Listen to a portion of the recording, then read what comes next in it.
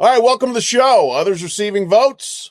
Sports Illustrated. I am Pat Forde, joined as always by Gene Wojciechowski and Bryan Fischer.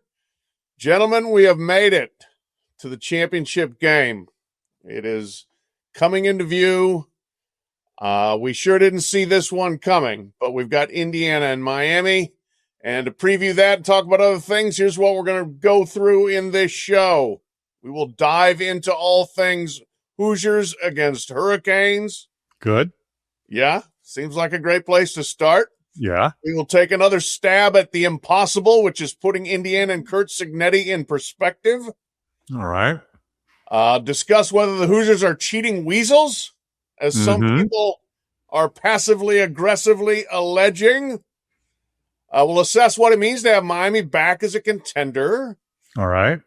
And we will preview the other tussle in South Florida this week, the playoff format for 2026. A decision is coming soon. We'll pick portal winners, pick the title game, and Gene Wojciechowski favorite here. We will learn about walrus anatomy. Oh, dear God. Stay tuned for that. Oh, dear God. All right. All right. Fellas, this is not exactly the matchup we saw coming when this Exxon Valdez of a podcast started in August. We were not talking Indiana versus Miami, but here we are. I did look back, SI preseason rankings. We did have Indiana 10, and I found the email where Bryan and I were going back and forth. We had them as high as 4 at one point and decided, no, that was crazy, and backed that down. We had Miami as low as 23, and we moved them up. So we were about as wrong as everybody else about this. But Indiana, with its 717 all-time defeats against a Miami team that really looked like it might have been on the outside looking in up to the very last day before Selection Sunday. With the SEC is out again of the championship game. The Big Ten is looking for a three-peat. The ACC has new life. There's a lot going on here, a lot of storylines in this game. Gino, if you were a reviewer, how many stars are you giving this production? Well, what's there not to like? I would give it 4.5 stars. And the only reason I'm not giving it 5, I would have given it 5 if Ole Miss would have somehow sneaked in there. That would have been bonkers, given the Lane Kiffin subplots and all the craziness that had happened there. But I can certainly live with Miami and Indiana. I wish you guys would have followed your August instincts. You guys would have looked like geniuses right now. If you go back and look at the odds, and I know that you did this, and we're going to talk about them a little later, Pat. Indiana was somewhere between 100 to 1 to 125 to 1 before the season started to win the national championship. Miami started at 35 to 1, but as you just mentioned, right before the selection show, they were as high as 250 to 1 to win the national championship. So these are two teams that nobody thought, incredibly enough, nobody thought was going to make it to this point. But 4.5 stars works for me, especially when you look at some of these storylines that we have. We have the Cignetti, we have Cristobal, we have baby Jesus. I hope that's not sacrilege to say. We have these great offensive and defensive lines. We have the possibility of one of the great college football stories, maybe one of the great American sports stories of all time if Indiana wins it all. We've got a lot of things going for us come Monday night. So 4.5 stars seems about right to me. Well, none of this half-star stuff. We got to go with the full 5 stars because of that reason. This is one of, like you said, one of the great American sports stories. If Indiana completes this and wins in Miami, and first 16-0 major college football team ever, if they do end up completing that. So there's not only that bit of history as well, and you throw in the layers. And I think we are all old enough to remember, Miami being Miami, and for that program, which we have talked about for 2 decades now, kind of going in the wilderness and the way they've come back at times, but not quite to the level that they want. And there's always, there's the turnover chain, and there's always the questions, is the U going to be back at times under a number of different head coaches? And for them at home to win a national title at home, we saw the Rams do that, win the Super Bowl a couple of years ago. That I think that just adds another layer to everything. So I think it's a 5-star matchup. I think you add into the actual game itself in terms of you have the Heisman Trophy winner in Fernando Mendoza going up against a defense that really has propelled the Canes to this point. So I think it's a great matchup. I think there are great storylines. I think it's in a great spot there down there in Miami. I don't know how you can go wrong with all the title game matchups. Yeah, like you said, maybe if there was the Lane Kiffin factor, but that almost would have distracted things on next Monday, to have that, multiple days of talking about Lane Kiffin if Ole Miss had made it. I think it's a great matchup. I think it's a perfect matchup. And so give me the 5-star treatment there for us to get down into the title game and to discuss this matchup. I think I'm going 5 stars as well. The one other element to this, now, you mentioned, Bryan, that we have the Heisman Trophy winner, Fernando Mendoza. He's also from Miami. Yep. Like, everything is coming back to this South Florida center of gravity here, which has been the site of many great historic moments in football and one of the great historic dynasties in Miami that is now back and is the home team that may be outnumbered in their home stadium by the fans, by the Indiana fans. But Mendoza grew up in Miami, was unrecruited by the Hurricanes, even though his dad played with Mario Cristobal in high school. And they're like, yeah, you know what? Sorry, you don't think he's good enough. And so he wanders the wilderness, basically, was going to go to Yale. Did not end up going to Yale because Cal came in and recruited him. Showed out well enough there to go join his brother, Alberto, at Indiana, because they liked Bert and they thought, well, Fernando's actually better. We'll take him too. And now here he does. He goes home to play for a national championship. So the confluence of stuff in the Miami area here, and there's other players too in this. Obviously, the U has a bunch of homegrown players, but D'Angelo Pons is a Miami kid. Jamari Sharp, who starts for Indiana, is a Miami kid. Omar Cooper, South Florida. I mean, there is a lot of natural interest and sidebars and whatever you want to say, human interest stories there. So I am really looking forward to all of that. I hope it's a good game. Indiana's not allowed anybody to play a good game against them since the Big Ten championship game. We'll see if that continues. And that brings us to our next point here. Indiana is truly on the verge of completing an all-time program rise, possibly going 16-0. And this is a team that, forget, having come out of nowhere last year, even this year, there were significant doubters. As Gene mentioned, beginning of the year, 125-1 to win the national title. Alabama was 9-1, Oregon was 14-1. Indiana beat those two by a combined 69 points in the playoff in the last two games. 26 teams had better odds to go undefeated than Indiana, and here they are, 15-0, the last unbeaten. Bryan, where did we whiff on the Hoosiers, and where would this rank in sports history if they finished the job 16-0 national champions? You mentioned it, Pat. I mean, we were pretty high, compared to the consensus in the preseason prognosticators, and that we had Indiana up there. I mean, I think being in the top 10. Thinking they were a playoff team. I think they were in. We did a couple of college football playoff brackets for our preseason issue, and we had Indiana in a couple of them. So, I think at least we didn't miss the boat, and we could at least seen a potential playoff run coming from Indiana. So at least we'll give us a half credit, if you will, in terms of the historical perspective. It's funny. I think you look back and really just a couple of days ago, Macclesfield beat Crystal Palace in the FA Cup. This is like 6-tier semi-pro team beating the reigning cup holders. I think that's an incredible story across the pond. It's almost kind of similar. We got to issue a quick disclaimer that Bryan is a soccer freak. Soccer nuts. So he's going to talk a different language probably than Gene and I, but go ahead. You can follow. So it's like, some semi-pros beating the professionals, if you will, in the top tier. So that's the kind of turnaround story it seems like we're getting from Indiana. Because this was the program everybody booked for homecoming, right? This was the team that had more losses than any other major college football program coming into this year. You know, it's this year that they got out from the dregs. So like, it is a crazy story. I think you can compare it to that Leicester City Premier League title, the 5,000 to 1 long shot back in 2015, 2016.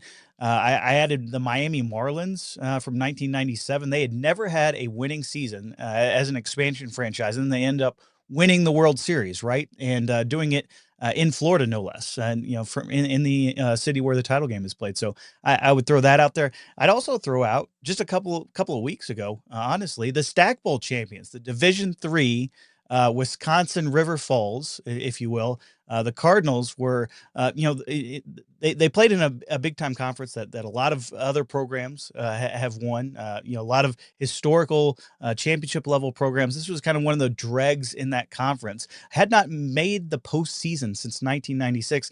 Ended up winning the Division III national title, and kind of parallels to Miami or to Indiana this year. Top scoring offense, top scoring defense. Miami's top 2 in both of those this year. So even a little parallels this year in terms of the historical perspective. But I don't think in American sports, if they end up completing this task, that we've seen anything quite like this turnaround story that Curt Cignetti and the Hoosiers have authored. Bryan, I have great respect for your soccer knowledge. I have no idea who you're talking about there. Zero. Okay. But people who follow soccer, I'm sure, can appreciate the comparison. To me, one, I'm not sure we did whiff. I mean, did anybody have Mendoza winning the Heisman Trophy this year? No. I mean, how would we have possibly have known that was going to be how it unfolded? I'm not even sure Curt Cignetti or even Mendoza himself thought he was ever going to win a Heisman Trophy. The fact that you guys had them in the top 10, yes, opera applause there. But I just don't know how anybody could have seen this coming. To play in the national championship, to go undefeated, to have this kind of season up to this point is beyond comprehension to me. Bryan, again, with all due respect, I think you're underselling Indiana in comparison to the great sporting accomplishments, at least in this country, if they end up winning this national championship. I'll ask you guys these questions. If they won, would this be better than Hickory High winning in Hoosiers? Ooh, that's a good one. Okay. Would it be better than Buster Douglas beating Mike Tyson? Yes, Jets? because it's more sustained, right? Jets Buster over Douglas the Colts? one fight. Jets over the Colts? Yes, but there's a parallel there. I'll give you a parallel there. Go ahead and finish your thought. Okay. I'll give you NC State beating Phi Slamma Jamma? That was the other one that came to mind too. Good one. Okay. But they Also, won before that. That was though. a one shot. Okay. They had to get there, right? But yeah. This one's for you, Pat. Upset beats Man of War. All right. I'm not sure it's a do you believe in miracles kind of a victory if they win, but there are some really Hall of Fame iconic comparisons to be made if somehow Indiana goes from literally worst to first. And so I think it's fascinating to you go through some of these great accomplishments by teams and people in American sports history. This certainly would have to be at least in the team picture if they beat Miami. For sure. That's Francis Ouimet winning the U.S. Open. You were there for that, right, Gino? Was that 1913 or something? Okay. Yeah. I mean, look, it is. It's up there, and from a team sports perspective, it is very hard to beat. I stood there and watched Rich Strike win the 2022 Kentucky Derby at 81-1, and that was completely preposterous. But that was a 2-minute race. Mm-hmm. Buster Douglas, Mike Tyson was however many rounds it took. Buster, didn't he knock him out? I think he did. Yeah. So that I don't think that went a full 15. Some of the one-offs where it's that day and the magic happens. Okay, Indiana is 15-0, and it's not, oh my gosh, a punch here, a tipped pass, well, there was a toe tap. There was a toe tap. There Yeah. was a toe tap Okay. to keep them undefeated for sure. Omar Cooper against Penn State, certainly the catch of the year, one of the greatest catches I've ever seen for sure.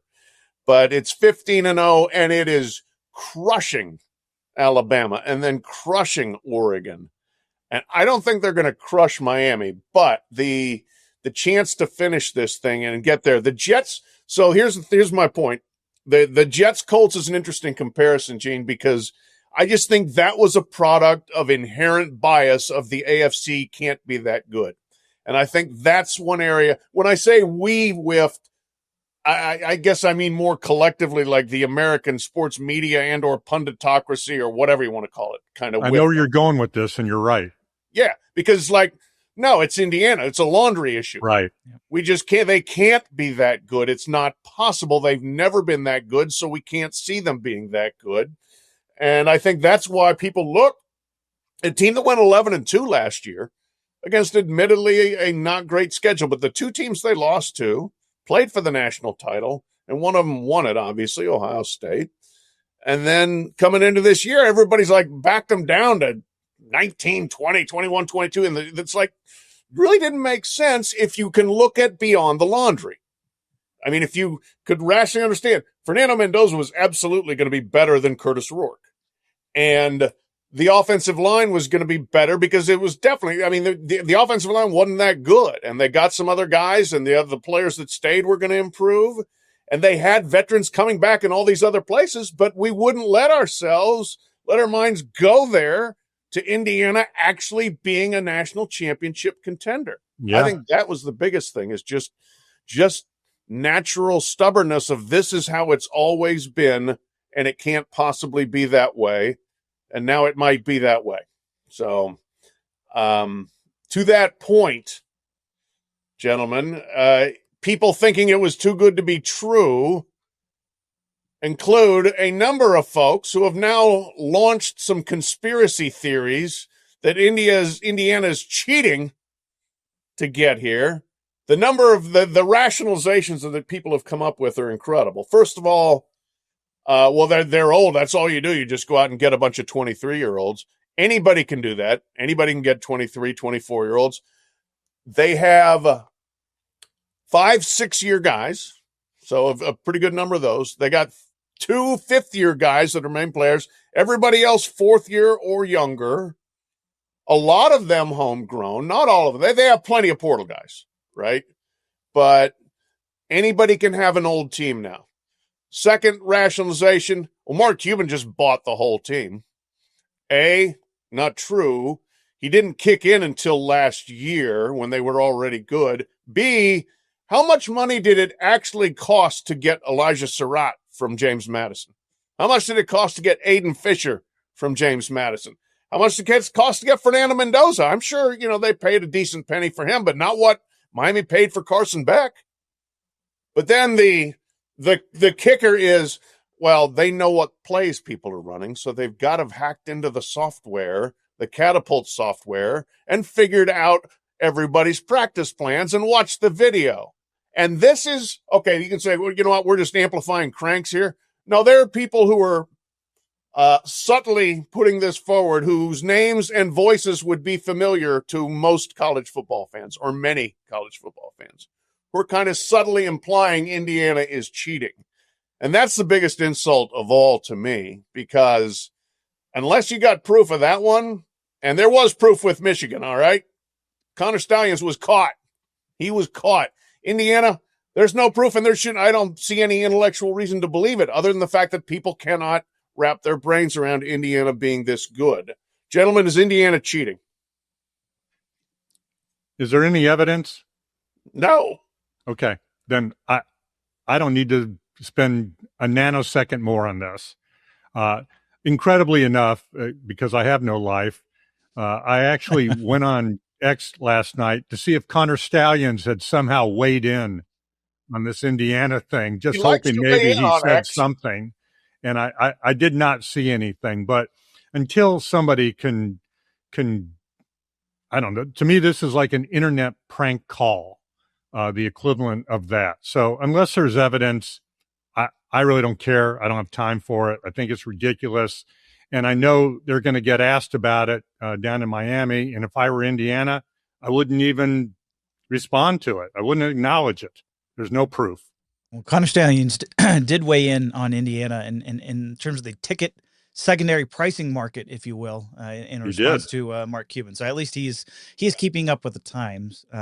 This just kind of goes back to Indiana is breaking everybody's brains. Kurt Cignetti, this turnaround, what he's been able to author, it is just like incomprehensible to so many people that it's leading athletic directors to do crazy things, thinking that they could either find the next Kurt Cignetti or, hey, why aren't we turning around? If Indiana can do that, if Indiana can do this run, in 2 years, after winning, I think it was 8 games the previous 3 seasons. I mean, it literally is breaking the brains of everybody in the sport. It just does not compute. I think there's something, inherently in everybody's minds of this picture of what Indiana football was, and is supposed to be. And so when you're seeing the results on the field, when you're seeing them look like Ohio State, when you're seeing them look like any of the past national title winners that we've seen that have executed crisply and gone out there and looked like they are the superior and more talented team against those name brands, it's like your brain does not compute. And so I think that's leading to the conspiracy theories. It's leading to everything that is out there in terms of why are they doing this? How are they doing this? I think that's the thing that is going to pop up. Probably inevitable, honestly, that this was going to at least surface from some folks, because frankly, nobody can wrap their brains around. This is why this is one of the great American sports stories. So it's going to be fascinating to see if India has any sort of response. I'm sure Kurt Cignetti has a line saved up for when he meets with the media again on Saturday, because somebody's going to ask him at Media Day, and I can't wait to be there to see what he has to say in response to all these rumors and innuendos that Indiana is indeed cheating. Yeah, I went ahead and asked a couple people in the business, and a coach whose team played against Indiana this year said, anything that you saw, anything that you've seen since that indicates there's something going on?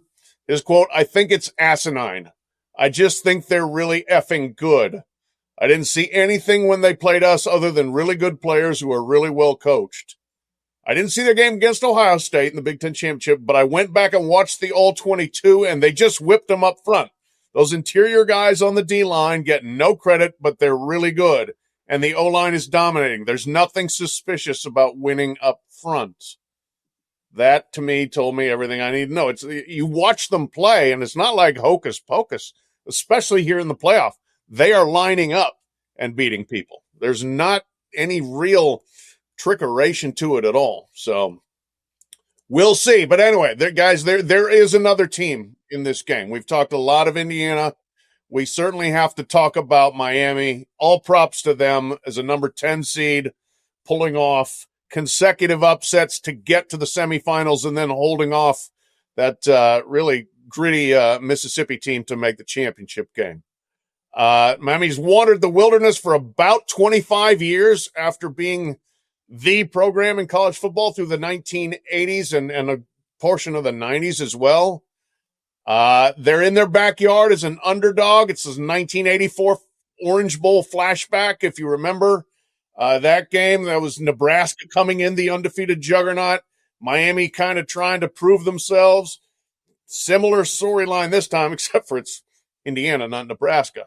But given the massive pipeline that exists in Florida, given the impact the Sunshine State has had between Miami and Florida State on the sport, how much does college football need a return to prominence by this state? Gene, are you buying that? Well, first of all, I would encourage anyone to go and read your column on the Indiana and these ridiculous allegations of cheating. It was really well done, well researched, and well reported by you. So well done by you in that column. I don't think college football, the success of college football depends on what happens in the state of Florida, but certainly it's a nice thing to see that Miami is back. It would be nice to see Florida stumble in from the desert I don't know what's going to happen with Florida State. I think it's going to be easier for Florida to recover than Florida State. What made all of that so great was that Miami and Florida State and Florida were all playing each other back in the day. And that's really what made it so compelling. Florida and Miami have played sort of off and on since the late 80s, but it's not a consistent rivalry anymore. Florida and Miami do play each other. Florida State and Miami do play each other. So that's nice. Florida State still plays Florida. But really, I think it's more relevant for the ACC, more important for the ACC for Florida State and Miami to be good. And it's more relevant and more important for the SEC for Florida to be good and a contender. So from that standpoint, yes, it'd be great to see those three programs assert themselves on a more consistent basis. But college football in general, it seems to be doing just fine when the state of Florida was struggling, but it's certainly a nice thing to see and certainly makes college football more interesting.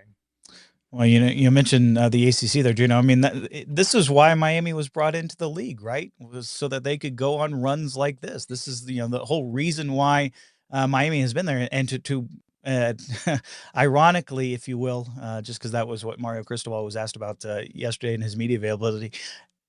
For them to win a national title before they won an ACC title, like that just kind of puts a perfect bow on their kind of early tenure here in the ACC, if you will. And of all the hand wringing that was going on, Miami was kind of off to the sidelines. You go back to the offseason, all the stuff about Clemson and Florida State and suing the league and all the fractures. And there was no doubt that Miami was an interested observer, if you could put it that way, in terms of all the chaos that was going on in the offseason, ready to pounce, if you will. But this also kind of reconfirms the direction of travel for Miami to reinvest in the football program. They had certainly made attempts over the years. They had made hires. They've got Mark Richten. They've got Manny Diaz, who is a Miami native. And they've had their, moments here or there, where they would put together a good season, but they'd always trip over themselves. And it kind of looked like that was going to be the case again this year, certainly mid-season when they lost to Louisville and they lost to SMU. And they were, like you said, 250 to 1, odds to get to this game. This was a concerted effort by the university administration to say, hey, look, this is our front porch.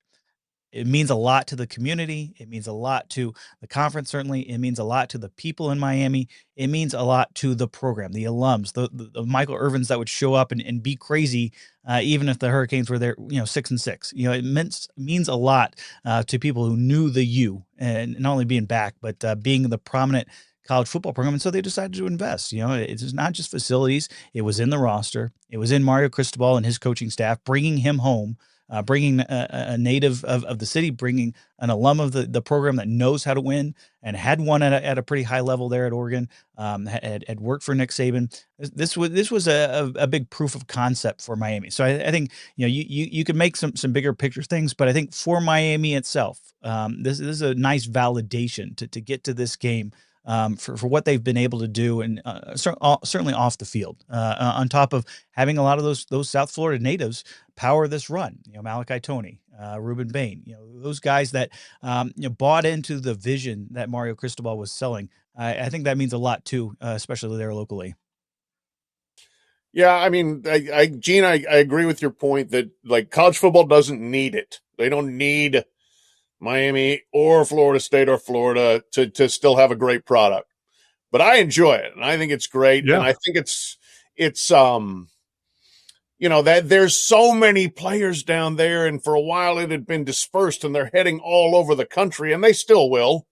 There's enough of them, but when those schools keep enough of them home that they're competitive, that's awesome. That is fun. And it may not be the personality-driven trio of schools like you mentioned, Jeannie. We don't have Spurrier, we don't have Bowden, and we don't quite have that U swagger that was just so over the top under Jimmy Johnson and Dennis Erickson.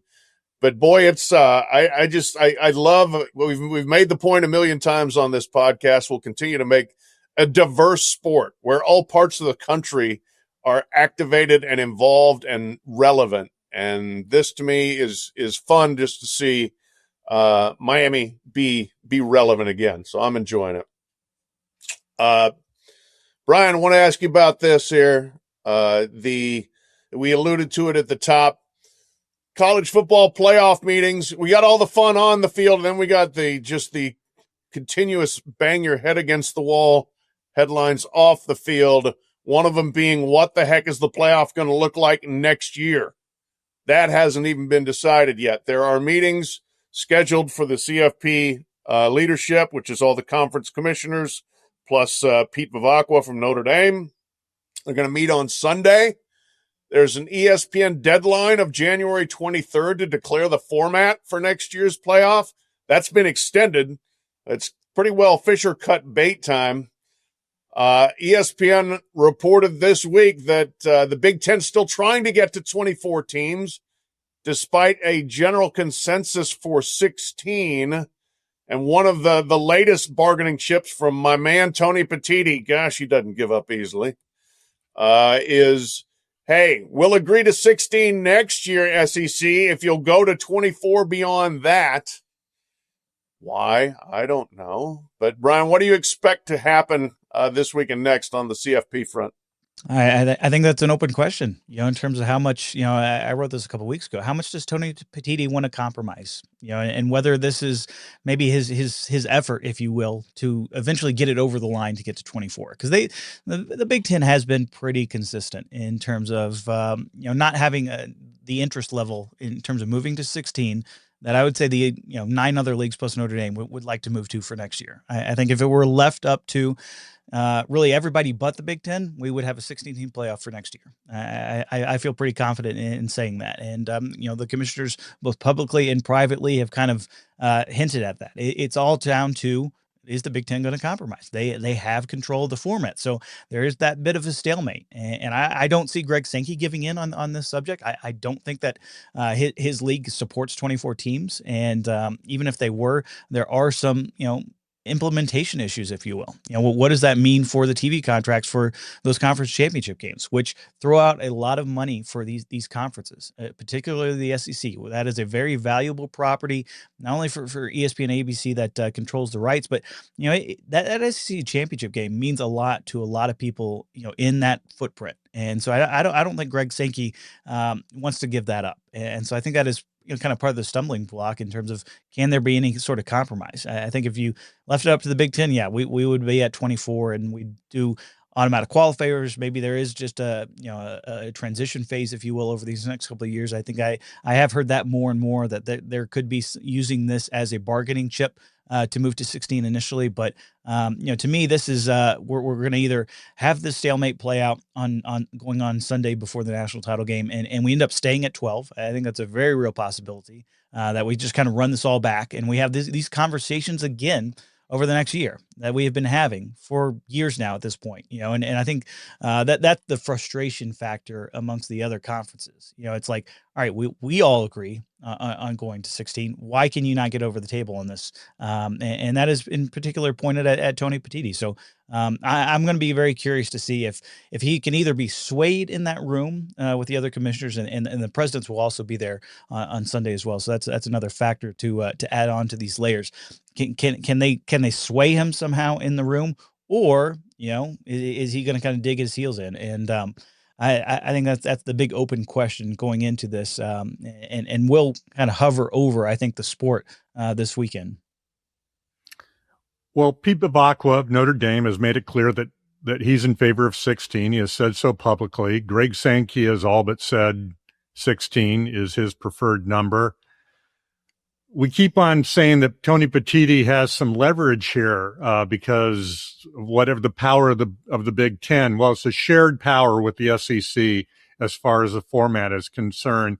And secondly, these other conferences, including the SEC, have a certain leverage too. They can tell Tony Petitti, we're not going to 24 and we're not going to go to 16 for a few years and then go to 24. And if you don't want to compromise, we'll just stay at 12. To me, that's their leverage. They can just say, we're good at 12. We'd rather be at 12 than 24. So that's their bargaining chip, at least in my mind. 16, I mean, I could live with 12. If they go to 16, fine, I get it. But 24, I'm not in favor of anything that begins to chip away at the meaning and relevancy of the regular season. And I think when you start getting into the 20s, as far as the field is concerned, then you start maybe compromising the importance of the regular season. Yeah. I mean, yes. Hey, credit to the Big Ten for being consistently ridiculous, consistently adversarial, consistently greedy, and consistently dumb. Yes. Good and job. yes. Excellent. To me, and you are standing in front of the entire rest of the sport that wants to go this way, and you say, "No, let's go that way because we'll make more money." It drives me crazy, and the fact that they can hold this up again, actually, it's fine with me because if you stay with 12 for next year, I'm okay with that. I got no problem. Yeah, I think 12 worked, and it's okay for the Big Ten too, right? They've won 2 national titles in a row. They've got absolutely. Absolutely. They had an all Big Ten semifinal. I mean, so that's the thing. What he is pushing for, nobody else really likes. And the system as it currently stands has worked very well for them. So Fox likes it. What's that? Fox likes it. Fox does. Fox would like some games, probably some more inventory. They would like a play-in series of 3 games in the Big Ten of 3 versus 6, 4 versus 5, whatever, to get people more bids. But that's a whole other issue. But if we come out of this with 12, I'm going to say fine. If we come out of this with an agreement to go to 16 and then to 24 beyond that, I think that would be a really poorly received decision. And I think that you'd be hearing it from a lot of people. Again, people have pointed to the FCS playoff, which is 24 teams. Nobody says that's this just great playoff, first of all. I mean, it's okay, but nobody says, man, that is magic. Secondly, there's 11 conferences, I believe, to get automatic bids in that.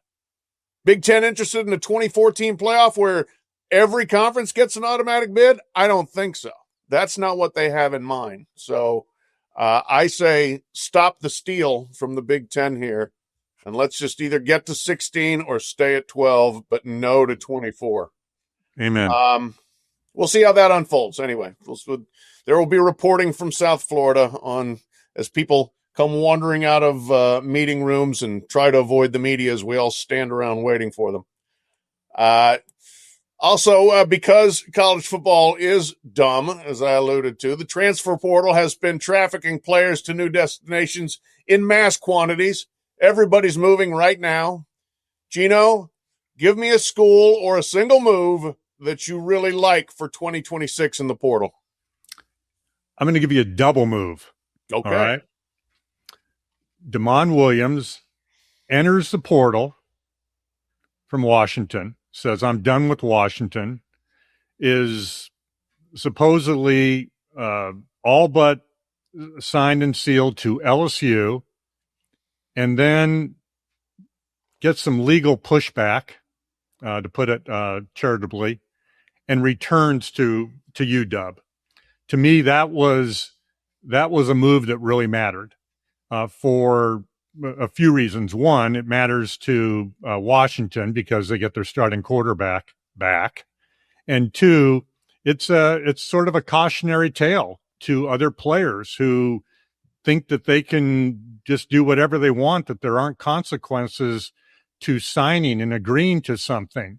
And so, in a way, I give Washington a lot of credit, and to a lesser extent, the Big Ten, for saying, we're not letting this one go. So that was the move to me that had a lot of meaning during this portal season. Good one. And in talking with a lot of administrators, I mean, just the almost vote of confidence, if you will, in terms of that U-turn in the system itself. Having these contracts, having revenue share, having the CSC. Like that was a big step forward, I think, in terms of the actual enforcement in a lot of these agreements, that everybody's kind of nervously approaching, especially this portal season. I would throw out a to be determined on this actual question, Pat, in terms of where Jordan Seaton, the Colorado left tackle, ends up. I mean, he is a first round talent, and we've seen how good offensive linemen can make a difference, especially in this championship run. I mean, Pat Coogan went to Indiana; he's made a huge difference. You look at Miami; certainly they have an All-American left tackle. They have a really good offensive line there under Mario Cristobal. I mean, that was and that was a lot of the issues for. You look at Texas preseason number 1. You look at Penn State. I don't think their offensive line performed quite to how expected that they were, kind of had coming in. You looked at LSU this year. I mean, that offensive line was not good, and that really hampered their abilities to kind of get over the hump. So a lot of the offensive lineman portal movement, I think I would circle that one as a kind of a to be determined. And I'd also say Sam Levitt to LSU. I think not only does Lane Kiffin get his guy, but a guy that we have seen play on the high level and perform well. Even going back this year, he dealt with a ton of injuries, but I mean, he was a guy that beat Texas Tech, and kind of doing it behind his back, given the number of injuries that ASU squad ended up having. So I think he's a great talent, and I think playing there with Lane Kiffin, playing there with that skill position talent that he will have, Caden Durham coming back as well there in Baton Rouge. I think LSU could have a very good season next year, provided they address the offensive line. But having Sam Levitt, having that quarterback back in the SEC, I think that could be a difference maker for everybody's favorite head coach there in Lane Kiffin. I agree. I mean, I'm a big Levitt fan. He is a gamer. He's got that kind of moxie and charisma that I think can elevate a team as well as his being just a really good quarterback.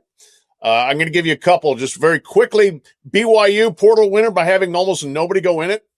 I think their entire 2 deep so far has stayed out of the portal. That's as of Tuesday, January 13th at 8:44 a.m. Eastern time. They may have 6 guys in it by this afternoon, but as of right now, nobody. And then Texas, which kind of sat on its hands last year and said, we're good, at least from a skill position standpoint. They've changed their mind, and they're going to give Arch Manning better weapons. Cam Coleman, receiver from Auburn. Hollywood Smothers, excellent running back from North Carolina State. A big play guy, shifty, fast. And then the one that people aren't talking about as much, but I just love, Rasheem Biles, linebacker from Pittsburgh. That guy makes plays. He makes plays in every facet of the game. I think he will be one of those guys that gets drafted in like the 4th round or 5th round because he's a tweener and will play in the NFL for 12 years. Maybe he's just a special teams demon, but I bet he finds his way on the field because he's just a playmaker. So I think Texas is giving itself a chance. No, we are not going to pick him number 1 next year. We're not falling victim to that, but I expect Texas to be better in certain areas that are very important next season. So there's your portal rundown. For your one other portal development. This I just dearly loved. We've got messaging on social media from football programs to sell themselves to recruits or whoever might be paying attention. And Big 12, we got dueling portal pitches.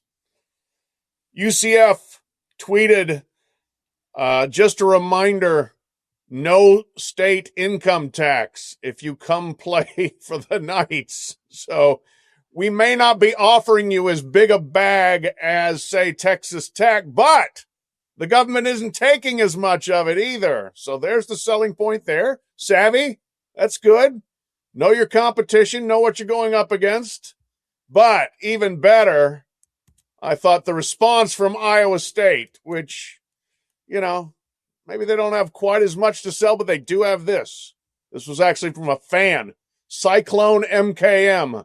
Kate, just a reminder, world's best tap water. Sure. Picture of the cyclone bird, even though there is no such thing as a cyclone bird, holding up a jug of water. Look, if you've been around the college football space, the podcast space, we have championed the Ames tap water for many years, since the song "Hooray for Ames" pointed out that they have great water there. Gene, if you're on the market as a transfer portal guy, does the water sway you? Do you go to Iowa State because of the water? Well, let's see. How many Iowa State players have entered the portal so far? Isn't it something like 50, close to 50? 200, I think. Yeah. I mean, and they're all headed to Penn State, apparently. So the water must not be that good. And you know, Pat, you actually forgot to mention, I mean, Texas Tech is having a big portal season. Yeah. Indiana is having a big portal season. Penn State, as I just mentioned. Even Dabo at Clemson has made some moves relative to the portal. So, and Texas, of course, as you mentioned, also has gone in big. So I'm not sure the tap water, unless it's green and has currency floating on top of it, is that big of a factor these days. Come on now, get with the water. Sorry.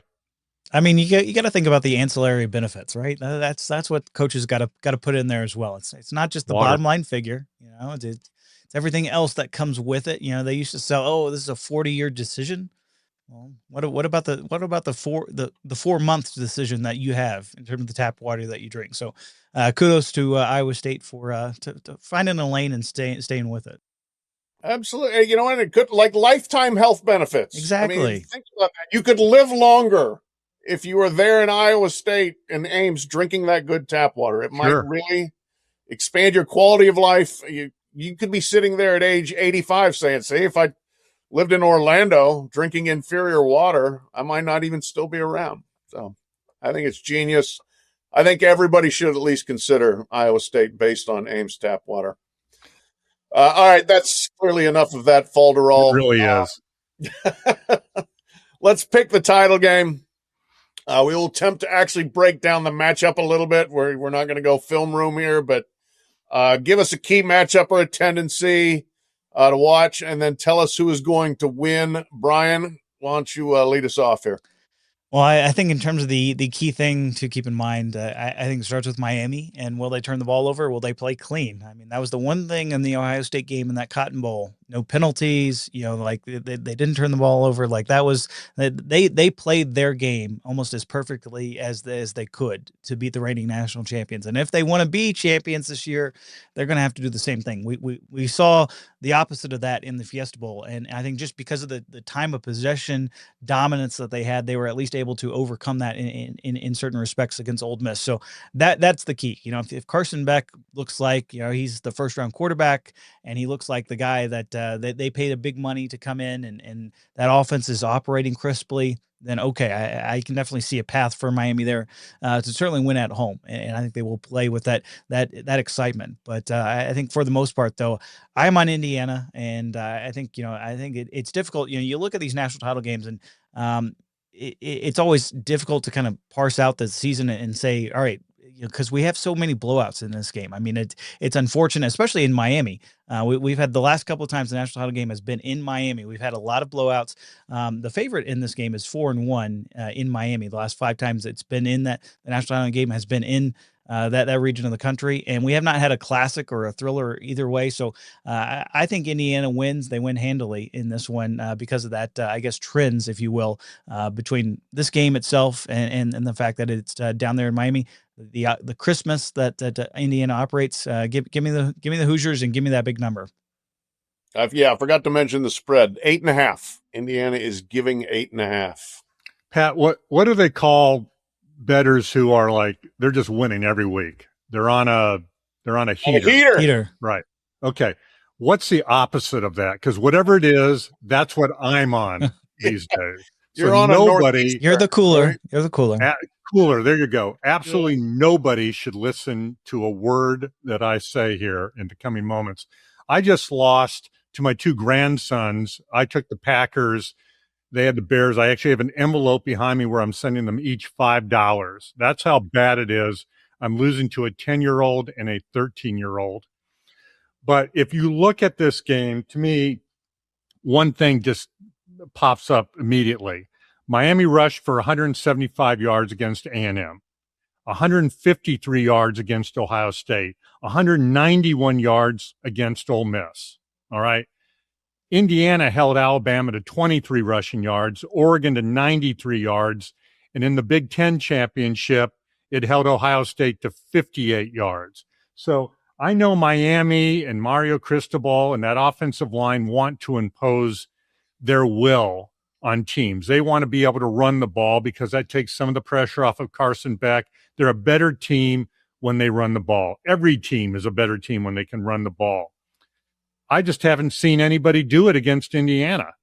There's a reason why Indiana has only given up 6 rushing touchdowns, why they're number 2 in the country, giving up just 75 yards per game on the ground. They're tough. And you mentioned it earlier in the podcast, Pat, when you talked to one of those coaches. That D-line is really good and really underrated. I have contorted myself trying to figure out a way. I would love to take 8.5 points in Miami at home. But the truth is, anybody who thinks that that's going to be a home field advantage for Miami hasn't been watching how many IU fans are showing up at these games. So at the very least, I think it's 50-50 as far as fans.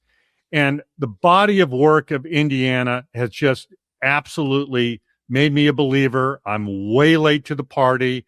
I'm just the person you were talking about earlier, Bryan and Pat, the guy who just couldn't believe what I was seeing. I believe. I'm taking Indiana. I'll give the 8.5 points. There we go. Gino, a new convert, new believer. And yes, the updated standings, which Bryan has fenced me off at the end here again. He's got a game lead over me. He's 46-42. I'm 45-43. Gene, well, he has the bear. You got the bear. But I can't get there because I'm taking Indiana as well. And I'm giving the 8.5. I can't go against the Hoosiers at this point. To me, the key thing it comes down to that excellent Miami pass rush against Fernando Mendoza's comfort level in the pocket. If they keep him clean, he's going to pick them apart. The receivers are phenomenal. They don't have to be very open. They're going to make contested catches, and his pinpoint passing is just been a thing of beauty. So they've got to get home against Mendoza, and that's been hard to do. He also scrambles effectively, but he did put the ball on the ground or up for grabs at least twice against Oregon and got lucky both times that they retained the ball.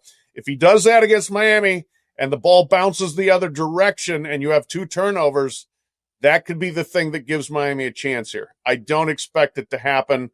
The other side of it, Mark Fletcher has been outstanding running for the Hurricanes. He is a big back. He's 225 pounds, and he usually breaks the first tackle. Indiana tackles extremely well. So we'll see. Is he breaking tackles? Is he turning 2-yard runs into 7-yard runs or not? I think that's going to be extremely important, as Gino mentioned, just that side of it, who wins that part of the running game. But I expect the Hoosiers to cover the 8.5, win the game. Now, we're going to ask producer Kent, Miami fan, can you counter program us? Can you give us a reason why Miami is not just going to cover the spread but win the game, Kent?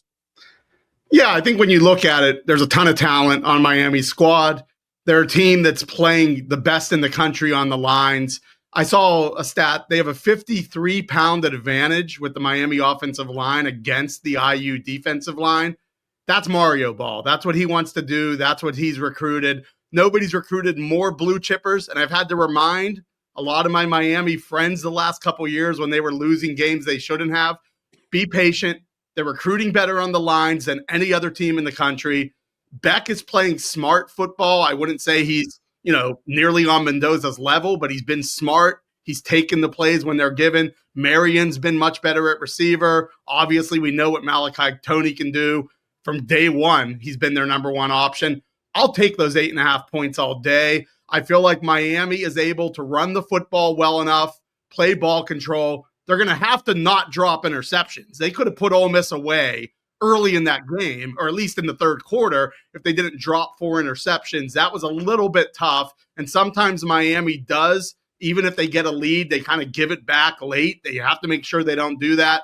But yeah, I'll take the 8.5 points, and I feel pretty good. Maybe a team of destiny. They snuck into the playoff Beck is a guy that pretty much everybody's doubted all year, and yet all he does is win. He won at Georgia.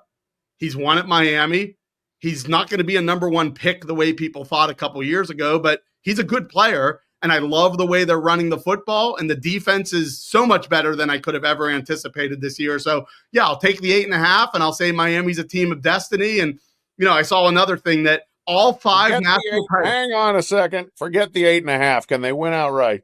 Yeah, I was going to say they're a team of destiny. They can win outright. And also, as weird as this sounds, it's Miami playing in their home stadium, but it seems like all the pressure's on Indiana. They're the big favorite. They're the Big Ten trying to get their third straight national championship.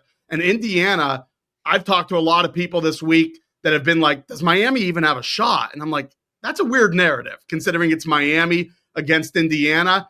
I did see a stat that every time Miami's won a national title, they beat a team wearing either crimson or red. 3 times against Nebraska, 1 time against Oklahoma, 1 time against Alabama.